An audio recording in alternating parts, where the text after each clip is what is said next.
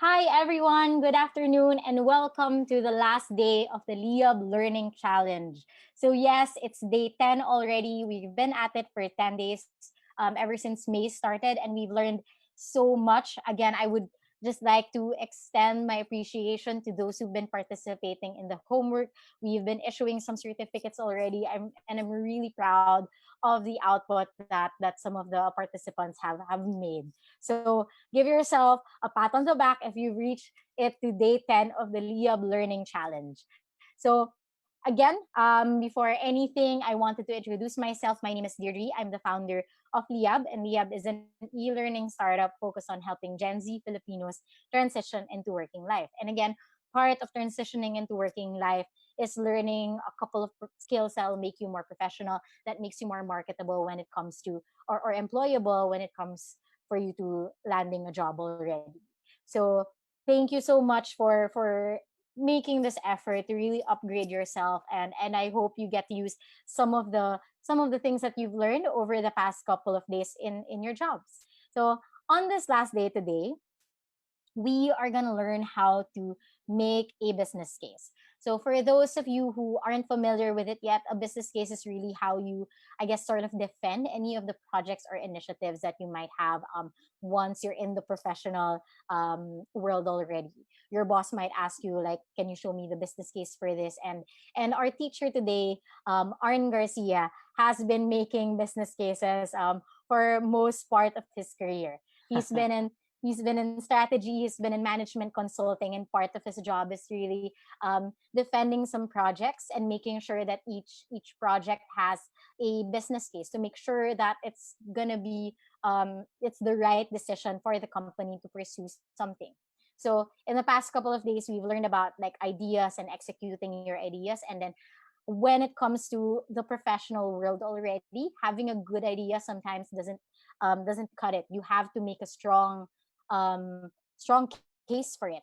So that's what we're gonna learn how to do today. And I think that's a skill that for those going into really very professional work settings, that let's say especially corporate, this is something that's very important. And even if you're not gonna go into that setting, the concepts and the framework behind making a business case is still very useful when it comes to making decisions for yourself or for your own business. So without any more delaying, I guess, I will now pass you off to Arn. But one more reminder is that if you have at any point during the session any questions for him, you can comment that in the live video, and I'll be back later to read those questions to Arn and we can address them.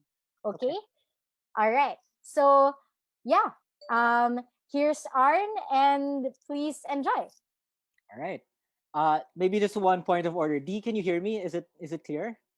All right. Cool. Hi everyone. Welcome to Liyab Learning Challenge this Sunday. Thank you for joining us on a Sunday afternoon.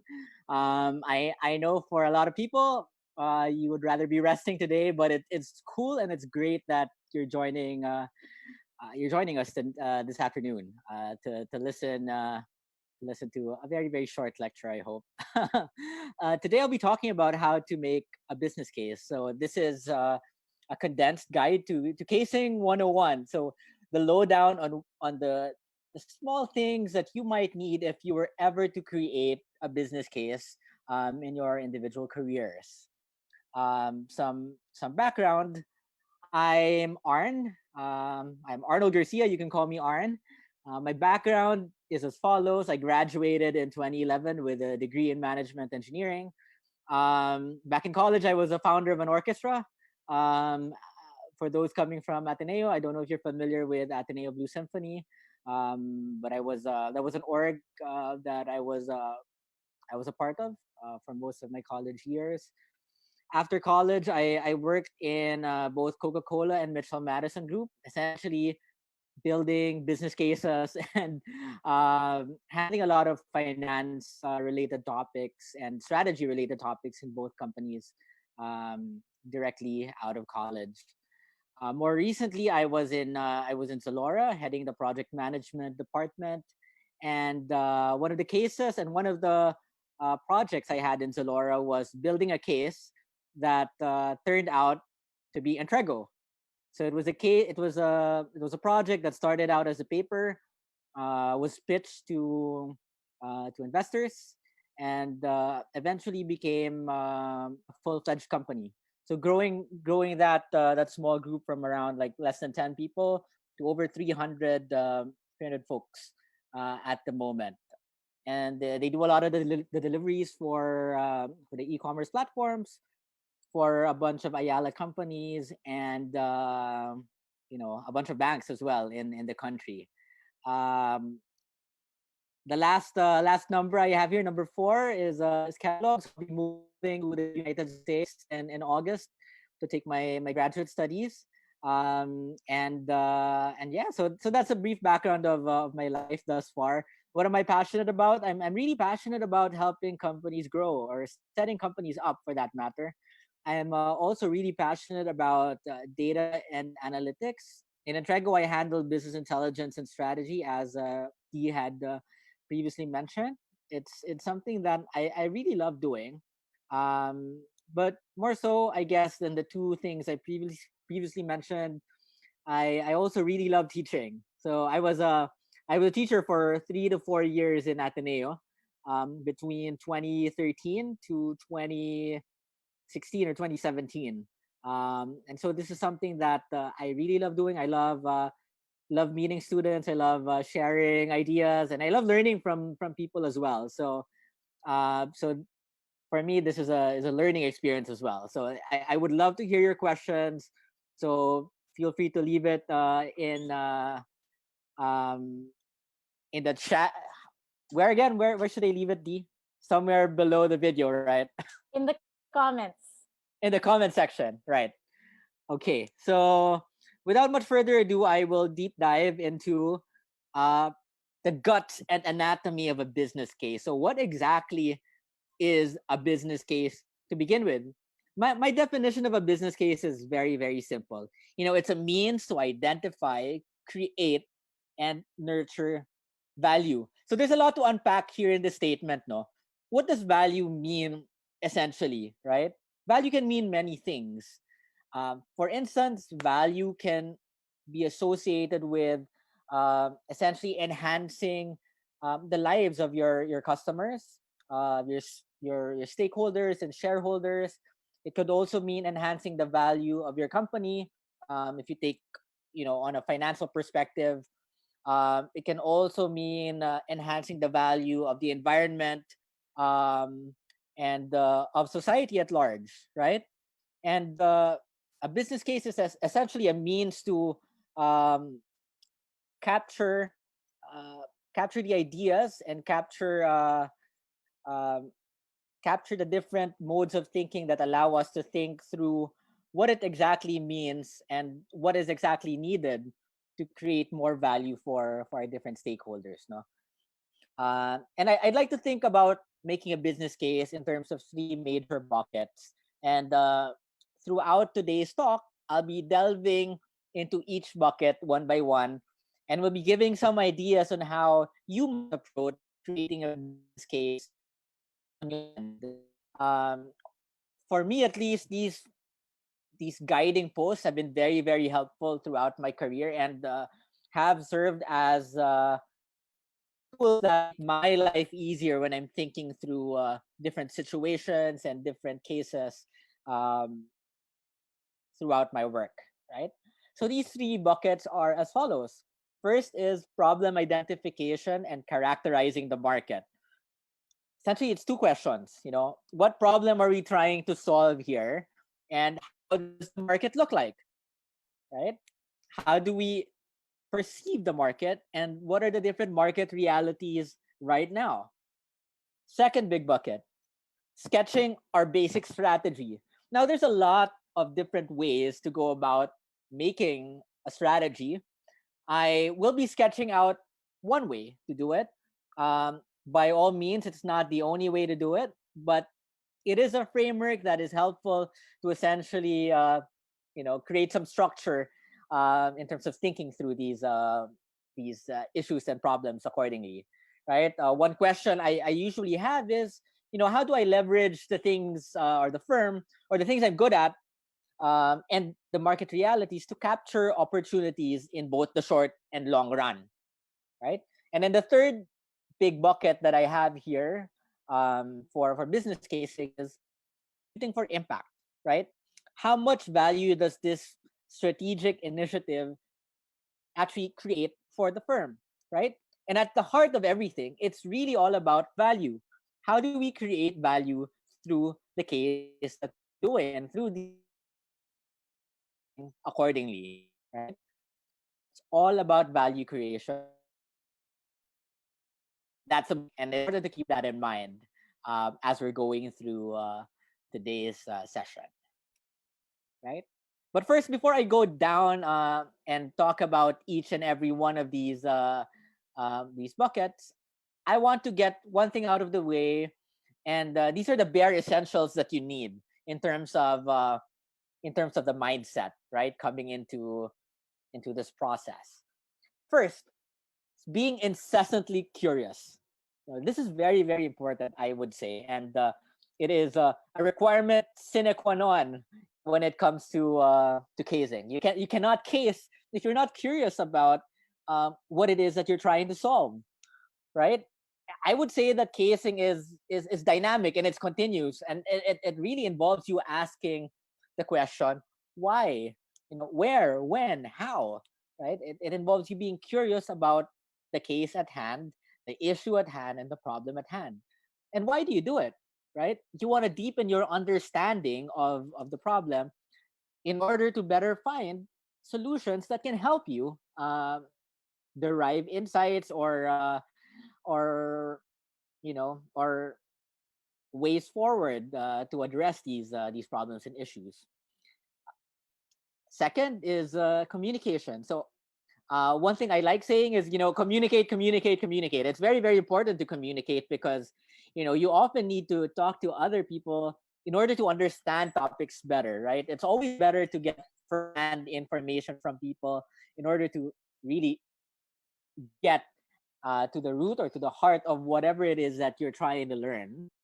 And more often than not, it's also important to communicate because when you present cases, you're naturally communicating um, to large groups of audiences or even intimate audiences, your bosses, your board of directors, your management committees, your staff, and so on and so forth. So it becomes even more important these days for people involved in creating these cases. So, what are the things that you can do beginning today with regard to those two points, right? One framework that um, I usually like talking about is this whole concept of five whys, right? It was something that was developed in Toyota when Toyota was starting out, and it essentially involves asking the question why 5 times, right? So, for instance, I if I say that I want to buy a car, right? Why do I want to buy a car? You say maybe because I want a more convenient means of transportation. And you can ask again, why do you want a more convenient means of transportation? Doesn't, riding a Jeep or riding a Grab cut it, right? And then you can go on in that line of questioning until you reach those five whys, right? And that helps you elucidate on on the issue and the problem at hand, right? And it's really helpful, in my opinion, to think about the different aspects associated with your case, and definitely those five whys are one tool that you can use to go through and to dissect the problem that you're facing, right? What else can you do today before occasion, right? I would say it helps to volunteer for presentation to the extent that you can, right? I understand that as you go all along your careers, there are a lot of opportunities for you to present your ideas, to essentially talk to others about your thoughts on ways forward, your thoughts on various initiatives, and I would advise you to take those initiatives, or to take the initiative to present and to show other people, or to communicate to other people what your thoughts are. um, Second point I have here is, do not hesitate to ask others for help, when you, especially when you hit the wall, right? So communication is very, very important, and something I would advise everyone to start improving, um, even today. Okay. First point I want to make, right, is, it's very, very important to define the objective when you're making a case, right? Knowing what you want to do really helps you structure your analysis accordingly. And there's so many different objectives that one would face throughout one's career, no. Uh, but I would say it's, at least in my experience, I've distilled them into five. Now there are more, and actually a good source for the different types of business objectives or business case objectives can be found in Mark Constantino's book called Case in Point, right? So definitely, I think he mentions around eight different business case objectives.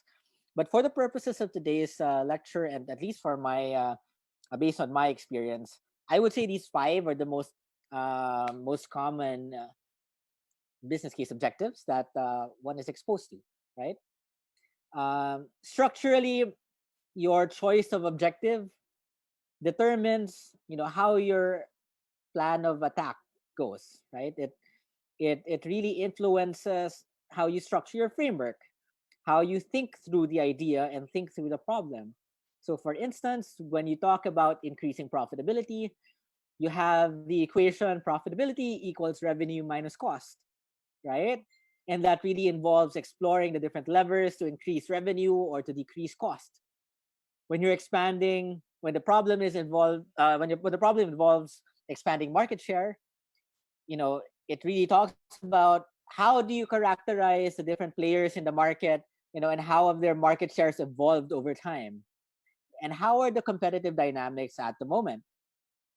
Third problem or third objective, market entry or new business. It really involves understanding the levers of differentiation in the market, and how the existing players compete, right?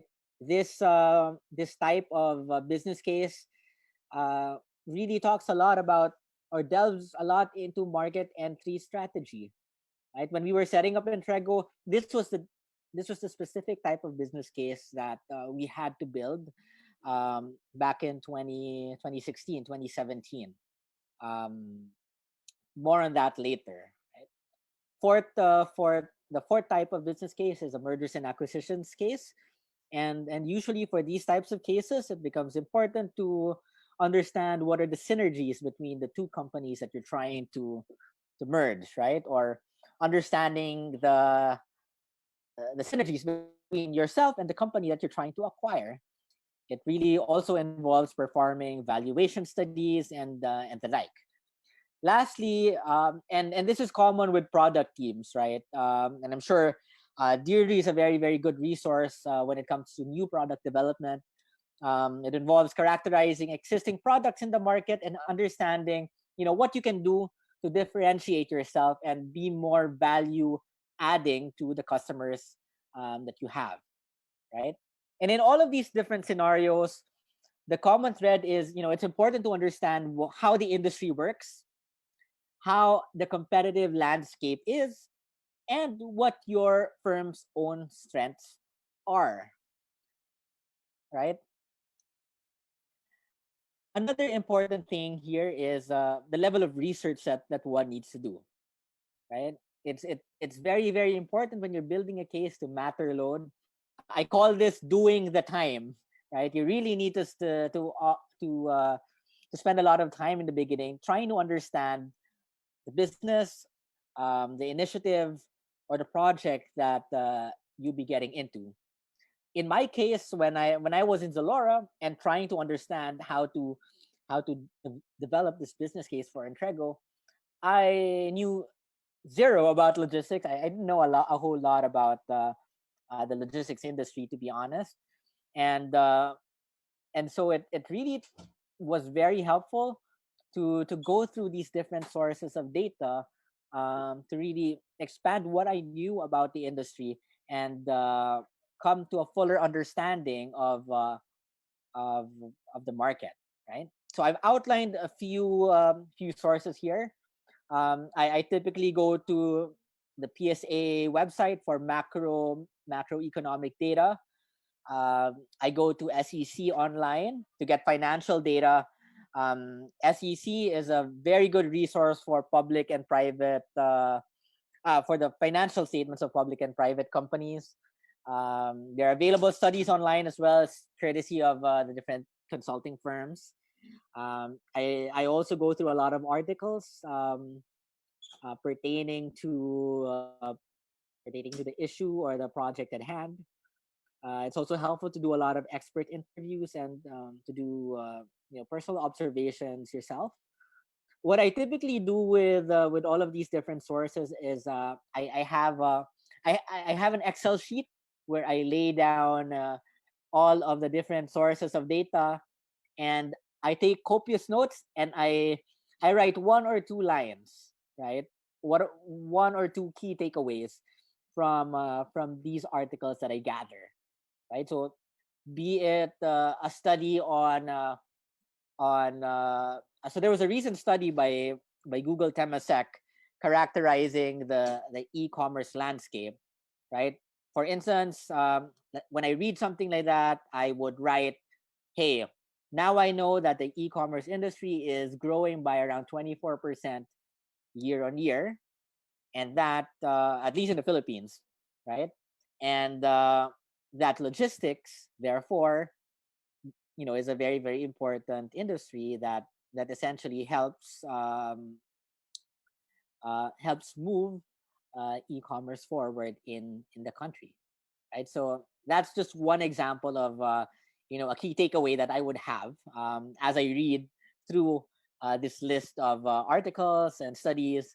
I would usually have like a list of 50 or 60 different articles, so you don't have to be that crazy. But I usually do that because most of the time I really don't know a whole lot about the topic at hand, and so I want to at least try and learn as much as I can from these different resources, and I've often found it to be very, very helpful. Okay. Um, one thing that I talked to you guys about a while ago is, it's really important to understand how the industry looks like, right? And when you're characterizing the industry, one very interesting tool, and one very helpful tool that I typically leverage is Porter's five forces, right?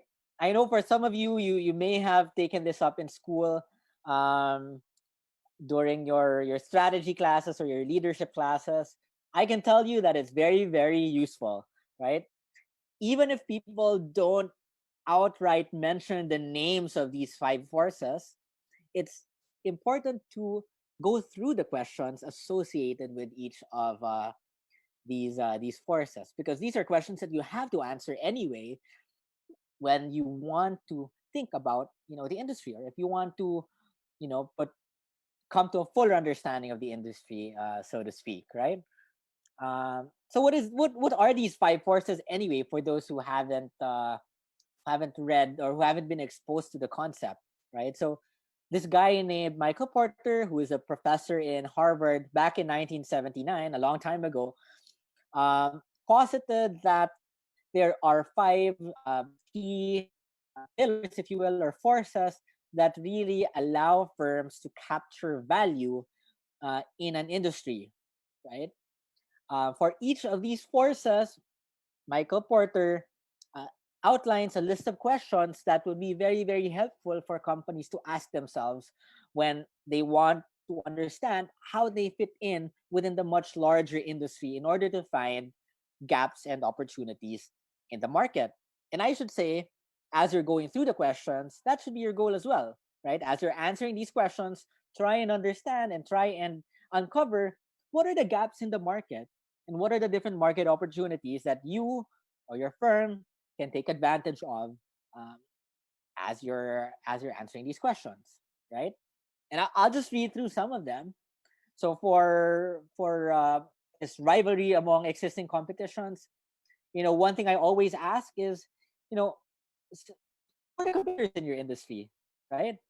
How would you characterize them? Is it a monopoly? Is it a duopoly like Globe and Smart? Um, is it fragmented where you have a lot of players without a real dominant player taking a huge lion's share of the market? And what are their market shares now, even, and how have these changed over time, right? And what causes these to change over time? Right? Those are interesting questions to ask. On what basis do these folks in the market compete? Are they competing on price? Is it a race to the bottom in terms of pricing? Or are they competing on product differentiation? Right? Do their products can you sufficiently differentiate these products from each other? Or are they, are they the best example I can think of is like salt, right?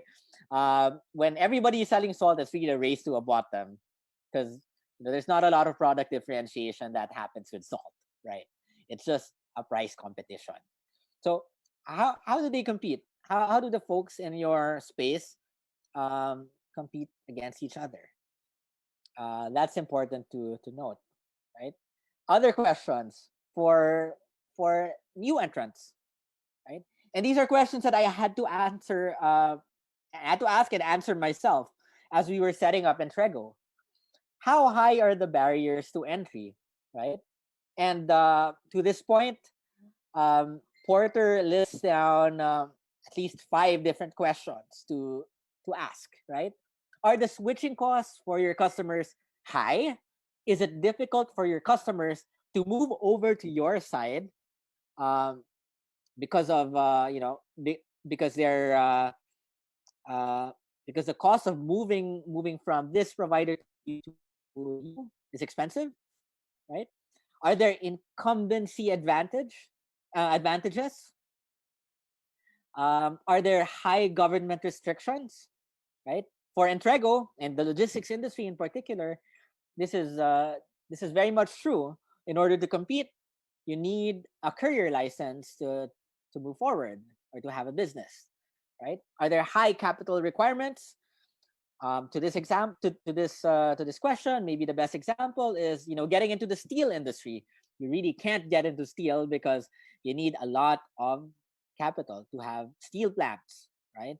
And it's also heavily regulated by the government, right? Are there network effects that you have to get over, right? So an example of this is, right now it's super difficult to create a new social network. There's no way that you can beat Facebook because their network effects are just so huge right now, right? Um, those are just some interesting questions to ask when you're thinking about barriers to entry. And other questions would be like, how do new entrants compete? So what are the modes of competition for these new entrants, right? And what should, if you're a startup, what should you do to compete in this industry, right? And more importantly, how do you think incumbents will retaliate to new entrants coming in? Very, very important for folks in the startup world. Uh, Third, bargaining power of buyers, right? For most firms, I'm pretty sure you guys work with a number of different suppliers. And oh, sorry, suppliers pala yun. Let's go to buyer. Let's talk about buyers muna, right? So bargaining power buyers, right? Important to ask is who are your customers here? How would you characterize them? How concentrated are they? By concentration, I mean, are there a lot of different customers, or are they a few customers with a lot of power to force you to decrease your rates? How price sensitive are your customers? How willing are they to pay for your service, right? And to answer that question, people usually would have to do price elasticity studies and the like. Studies I maybe will not get into or delve into in this session, but I would definitely love to walk you guys through it if you would want to know, maybe on some other time. Um, third point here is, where do you sell to your customers? Do channels exert a lot of clout? Do channels control how you sell to your customers? Right. Big example here is, if you're a manufacturer of canned goods, you always have to pass through certain channels to get to your end customer. Right. You have to pass through the sari store. You have to pass through the supermarkets. You have to pass through um, the 7-Elevens and the 10 Qs of the world, right? It's these channels exert a lot of clout, and you have to work through them, and you have to find ways of working well with them, or of optimizing your experience of working with them, rather, right? In terms of working with suppliers, the question as well is, how concentrated are your suppliers in your industry? Right? Are there only a few suppliers of the goods that you're selling, or the raw materials that go into the goods that you're selling, rather? And how dependent are the suppliers on your industry for their own growth, right? Because if they're not that dependent on your industry, then you know they're not as powerful, right? The last point here is the threat of substitutes. And really, the only question here is, are there other products or services out in the market that offer more attractive um, products or services than what you already have, right? And so, I mean, that's a mouthful, right? That's a lot of different questions that you typically ask. Uh, in my perspective, at least, these questions are very, very helpful. I typically, after going through these questions, I am able to at least have a clearer picture of how the industry works. Even if I'm not an expert in it, at least I can uh, understand somewhat the language of how this industry functions, right? And you can go into a room and talk to people and really debate ideas with them. Um, but at the heart of everything, I guess, it's really all about, as you're walking through these questions, trying to think through, what those opportunities are, right? Pretty much, when you answer the questions, you learn a thing or two about gaps in the market, and you learn a thing or two about different opportunities that you can take advantage of or that you can capture. And I would advise you to be cognizant of that, and try to pick up those nuggets of insight as you go along the way, um, in answering these questions. Okay. I wrote a very, very simple strategy identification framework for everyone. Again, as I said in the beginning, by all means, this is not the all encompassing strategy framework. There are a lot of different frameworks that you could use as you're mapping out your own business cases. But this is something that I found to be at least applicable for a lot of the different cases that I've worked on in my career. I typically start off with, as I mentioned, identifying gaps and opportunities in the market. The next thing I do is, I try to understand, like, what is it that's good about the company or the firm that I work for, or what inherent strengths do I have that I can bring to fore in addressing these market gaps and opportunities.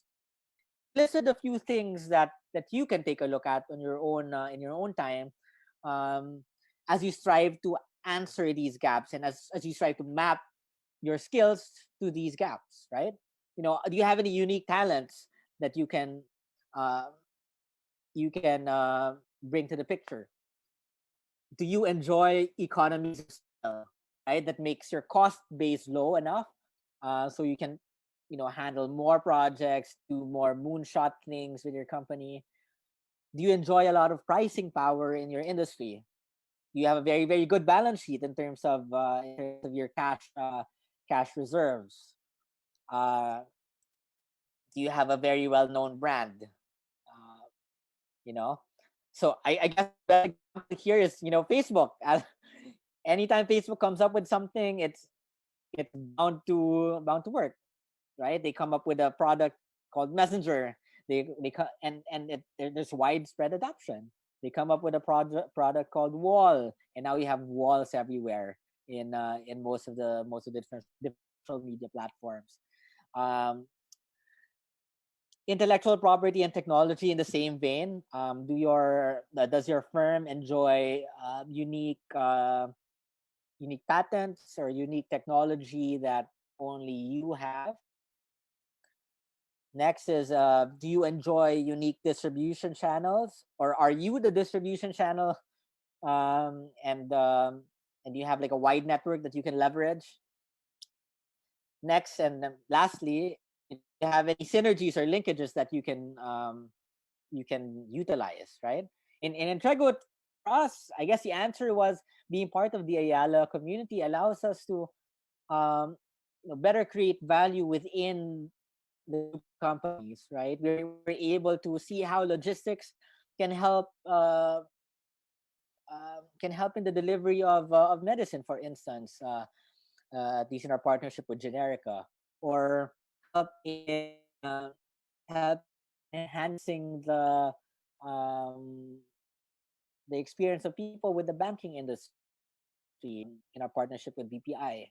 So does your firm or does your company enjoy these kinds of linkages that you can immediately take advantage of?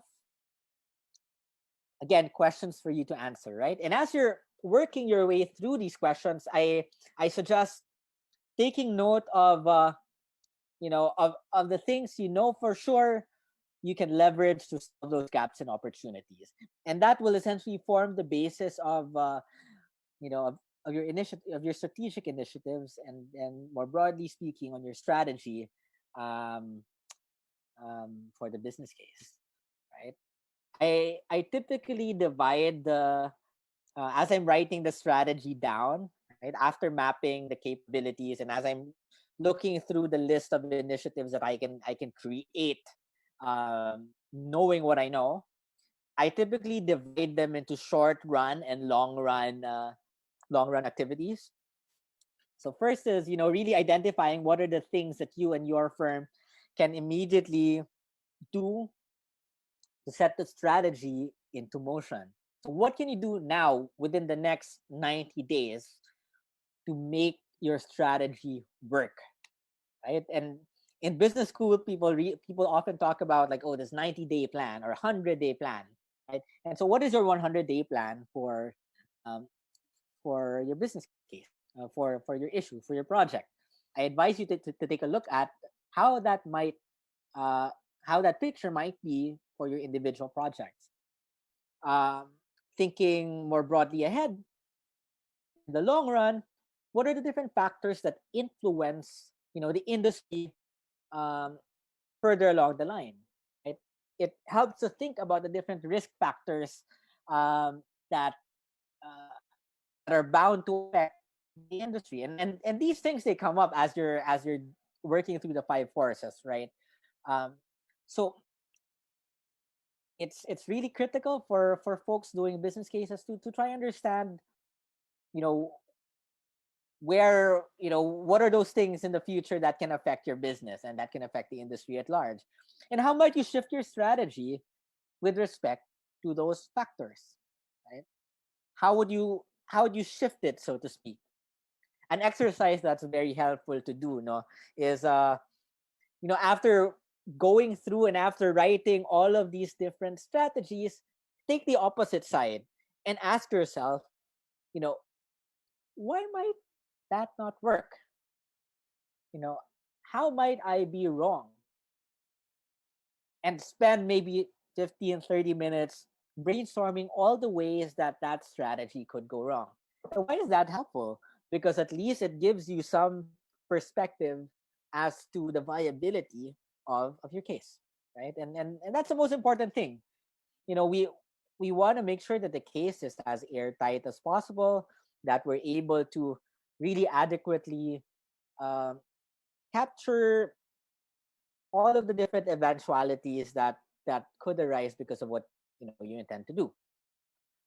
Consultants have consultants love using this term called MECE, MECE, and essentially it means mutually exclusive and collectively exhaustive, right? So having different different strategies that put together when read together, essentially, um, how do I say this? Are as exhaustive as they can be in terms of all of the different solutions, or in terms of addressing the problem or the issues at hand, right?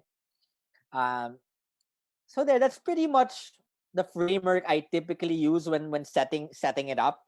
And I would say that this is almost um, the midpoint of business casing activity, right? So on one end, you identify gaps and opportunities. On another end, you identify what your strengths are that you can use to capture value in these gaps or in this market. The third aspect, I guess, is really, how do you quantify this value? How do you quantify um, this case, right? How do you add numbers to it? And I've I've outlined some things that may be helpful to think about. Certainly, at least for me, I found this to be very helpful. Right. On one end, I think it's really knowing your assumptions. It's important to know what your growth rates are in terms of revenue and cost. It's also important to quantify what the revenue and cost impact is of your strategy. Um, Again, consultants love to use the term, put your money where your mouth is. It's important to know, or to guesstimate what would the revenue impact of your initiative be, right? Or what would be the cost impact of your initiative. Second point is, you gotta know what the major drivers of revenue and cost are, right? When you're building the financial model that serves to buttress your case, you gotta know what those costs are, right? For instance, maybe let's think of an example, no? Maybe if you are so maybe if you're Starbucks, right? You're a coffee shop impresario, I guess. Uh, in your business, you think about the cost, and I guess the biggest cost there would be your cost of raw materials, right? You need to pay for the cost of the beans, but it's not just that. You also have to think about the overhead that you incur from operating your business. Um, you have your rent, you have your people that you pay for, you have your um, you have your capex, a lot of different things. And I advise you to look at your own cost drivers and your own revenue drivers in different projects and cases that you eventually end up developing moving forward, right? The last thing you would want is to present a case where you're not 100% aware of the different revenue and cost aspects of your case, right? You gotta know it. You just gotta know it. Uh, Second big point here, and second biggest advice, I guess, with regard to quantifying your business case is, you know, it's helpful to brush up on financial modeling. The funny story is, and I tell this a lot to folks, is back in college, I I never expected that I would even be remotely involved in finance, right? So building business cases and building these financial models, they were the farthest thing from my mind when I was a college student. I wanted to be in marketing. I wanted to do brand, but as as things would have it, I found myself in finance right after graduating. Funny turn of events, right? But you know, going through that experience really taught me a lot about how important it is to uh, essentially leverage financial knowledge to understand how you can create value for the company, right? um, I would say that this is almost as important. Creating this model, creating models is almost as important as um, the first part of what we talked about, building the case, right? Because if you don't have something that will impact the company, or if you're not able to elucidate on how your case will grow revenue or grow profit or will affect other people, then you're probably not gonna get your project to fly, right? And so I found it very, very helpful um, to try and learn at least the basics of these throughout the years. I'm not an expert in it. By no means am I an expert in building these financial statements, but it's helpful to know a little bit about it. And I've listed some resources below that you can use. The Corporate Finance Institute has a website that you can leverage for understanding P&Ls and cash flow statements. And there's this professor online named Aswath Damodaran. I love this guy because he essentially has everything open source, right? All his lecture notes, all his classes are done online, and you can even audit his classes online for free. I'm actually taking one of his classes now on valuation. um, Very, very cool prof, right? But what do you need for business casing in particular? First is basic knowledge of P&L statements. As I mentioned a while ago, the framework is simple: profit equals revenue minus cost. So if you have a business case that asks you, we have to increase profitability, in your mind, you should be thinking, okay, profitability. Let me think about revenue on one end and cost on one end, right? And let me further break it down. Revenue is typically comprised of price and volume, right? And how do you optimize for price and how do you optimize for volume? And those are things that you can start thinking about, right?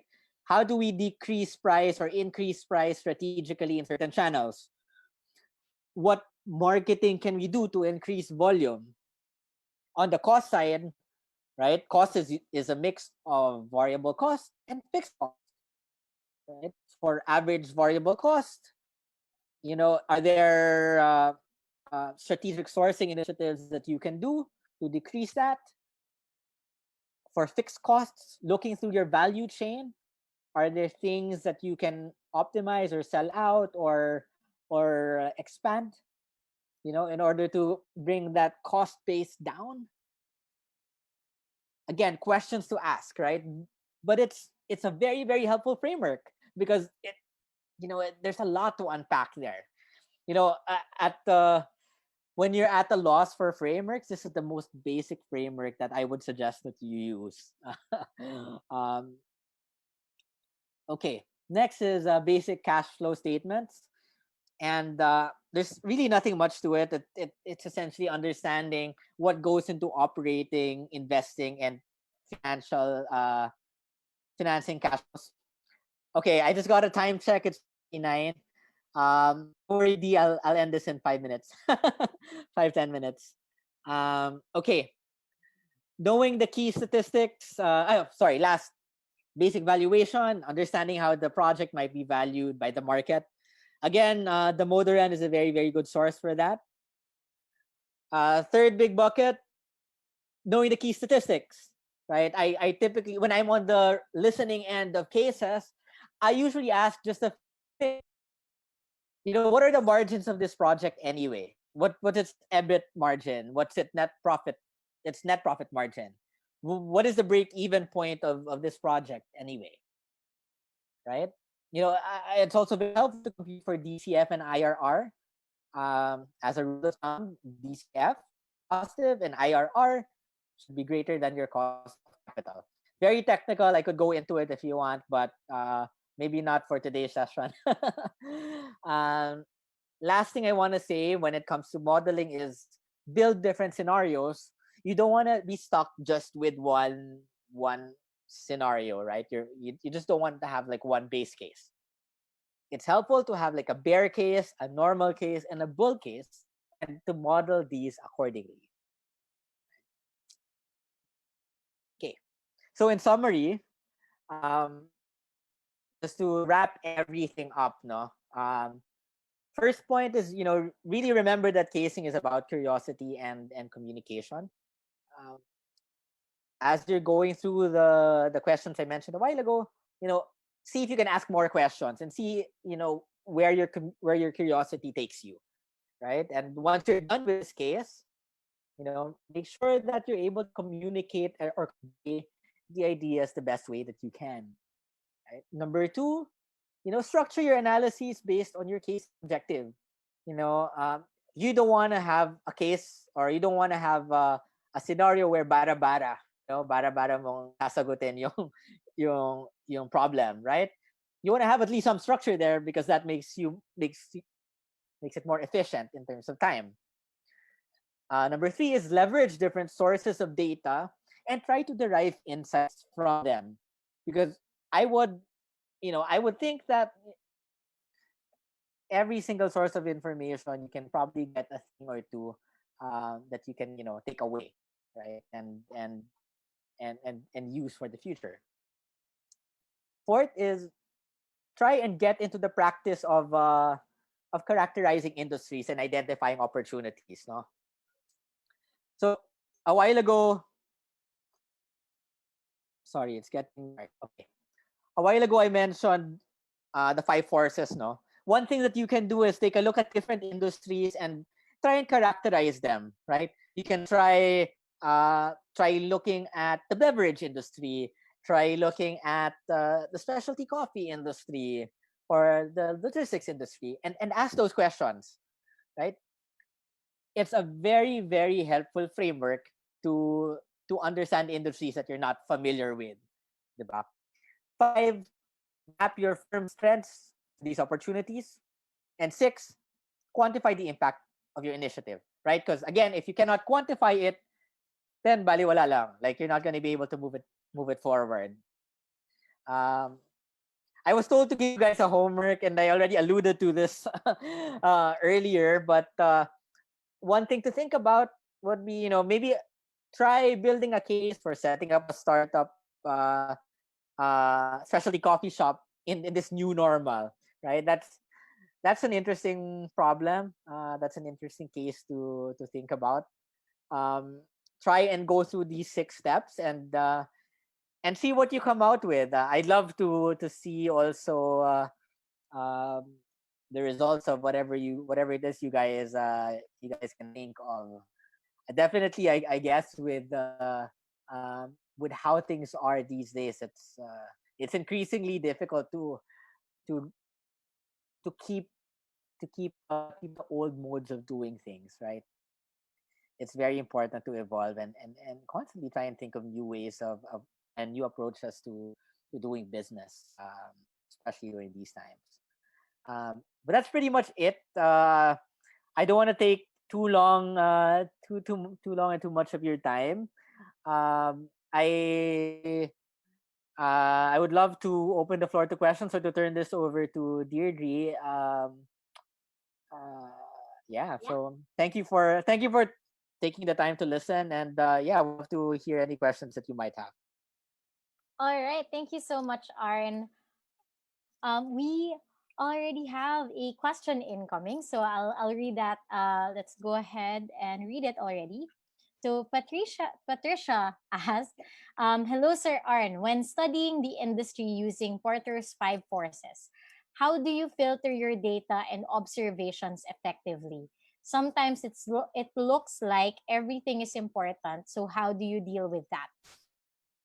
That's a very good question, Patricia. Thank you so much for for asking that. No, um, I would say that the five forces, I guess, is just a start, right? In it's numero uno, step number one.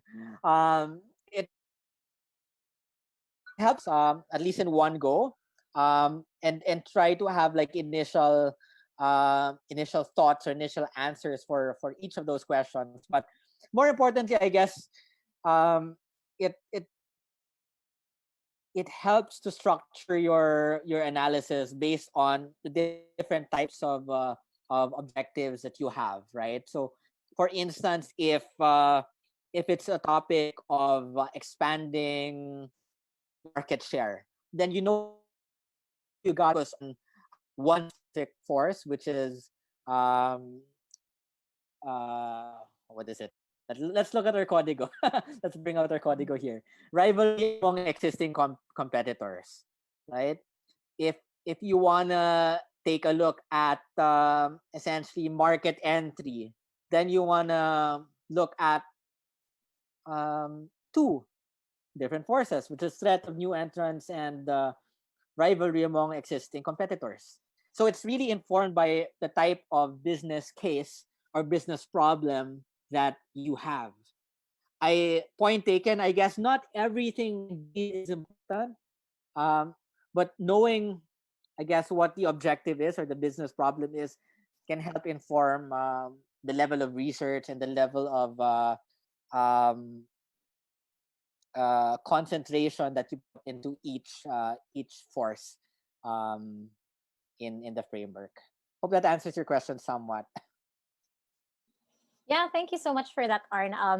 I really agree that it really sometimes it boils down to like what kind of case you're working on, because I've worked with some cases with Arn in the past, and we when we matter load, it really does seem like everything is important, so we just take it all seriously. But when you come back to like going on your case and then seeing that if we remember what kind of case we're working on, what kind of problem we're working on, then it helps us filter out, okay, this is what matters.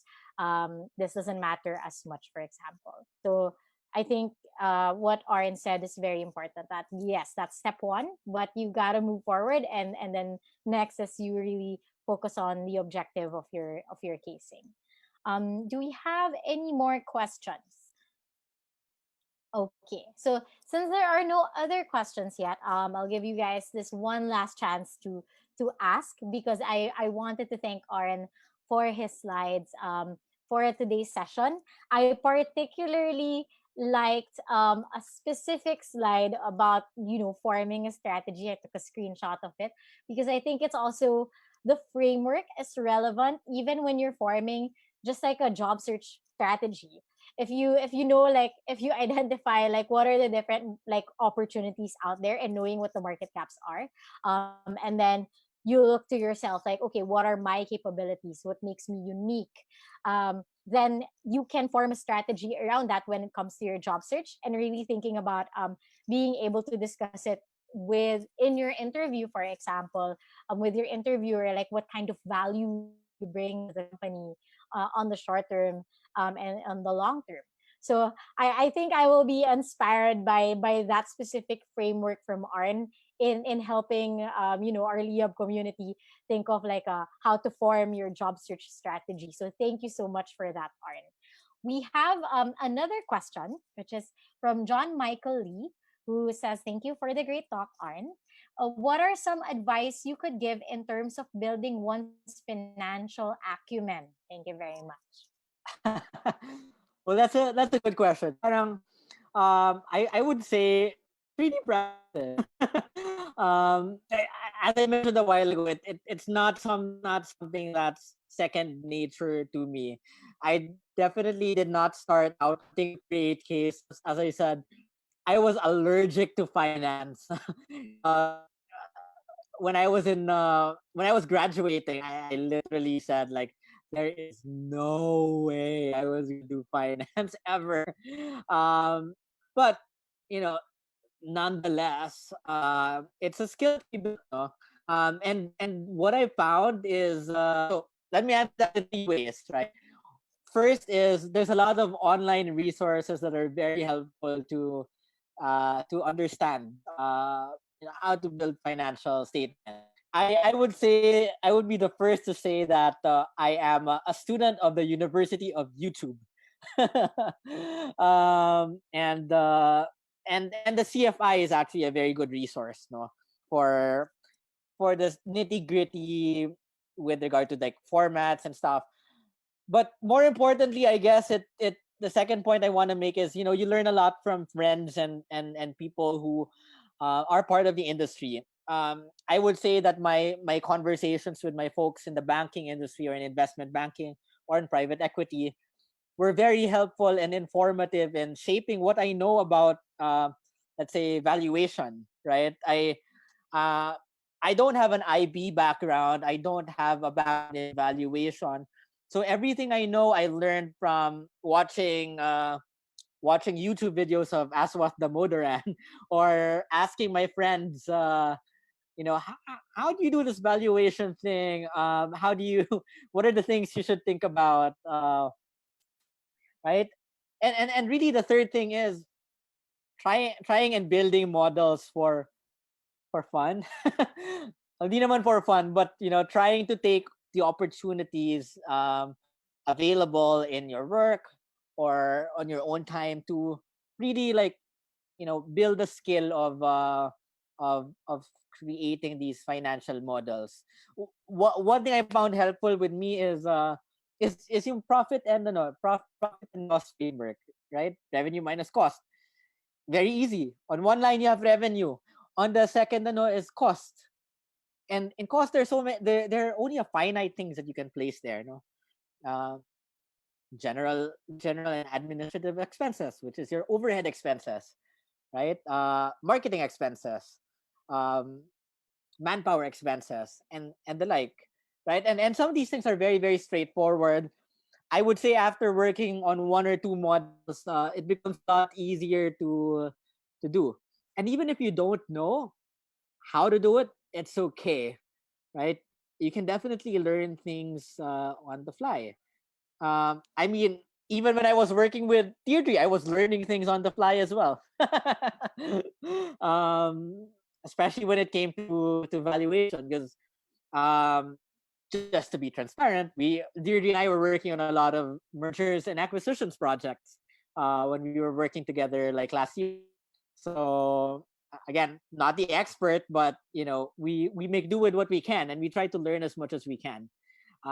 Definitely not having a financial background is not a hindrance to being good at doing it. I'm not saying I'm good, but at least I know a little of it, and I consider myself a student even today, right? I like learning new things, and I like picking up new things, and I like asking people um, dumb questions. Maybe it might be dumb for them, but for me, it's really like okay, I don't know how to do this, so I'm a sponge, so I just take everything in. So that's like maybe my fourth advice to you, Mister John Michael Lee, is be a sponge. Um, nothing beats being open to learning, right? You can never be uh, too uh, uh, too knowledgeable about a certain thing. So I don't know, I would say that that mindset has helped me, I guess, throughout the years. Because hindi talaga ako eksperto in anything. I just really like learning and learning from others as well. So I hope that answers your question a little bit. Yeah, I definitely agree with Arn that all most of it is really all about curiosity. If Arn is a graduate from University of YouTube, I'm from University of Google. It's so easy to ask Google questions. Questions these days. I would ask like, okay, how do you make a financial statement? And then there are so many resources online already that will give you that. So curiosity, really asking a lot of questions, whether you're asking Google or whether you're asking another person. Like there's so many times also when Arn and I were working on financial models that we would ask ourselves questions, we would ask people from other departments questions, because that's really how you learn. If you know, if you're not afraid to ask questions, then you're gonna get your answer. So that's one good way to build knowledge, not just on financial acumen, but just almost anything. So thank you for that advice, Arn. So it looks like we don't have any more questions. I would like to take this time to thank Arn for his time this afternoon. For giving us a peek into, the life of like what strategists do, and even if it's not your formal role in your work, strategy is also very important in a lot of different functions in the business. Actually, it makes talking to stakeholders a lot easier once you have a strong case in place. All right. So thank you so much, Arn, for taking time this afternoon to teach us, the basics of it, or even just like a very, very quick crash course of strategy. Um, Thank you Well, also, since this is the last day. Yeah, go ahead. oh, I was going to say no problem. It's a pleasure being here. Of course, I will. I'm this company's number one fan. So, I again, like, if you guys have any questions, or would want to learn more about these things, I would definitely love to help. No, Deirdre, this presentation is gonna be available to them, naman, right? Yes. Okay, and this whole thing is recorded as well, right? Yes. So, And the video will stay on the group. all right, and yeah, so I guess if you have other questions, you can reach out directly to me, or you can reach out through Deirdre, and I will do my best to try and help you out, right? Again, just to wrap everything up, business casing is, and I didn't mention this a while ago. I'm sorry I failed to mention this, but it's all about stories. Kwento kasi siya, right? If you know, you have to be able to tell the story of the case, right? And that's uh, that's what I hopefully was able to impart a little bit to you guys this afternoon. And again, you guys have my 100% support. So let me know how else I can help you moving forward. All right. Thank you so much, Aaron. Thank you.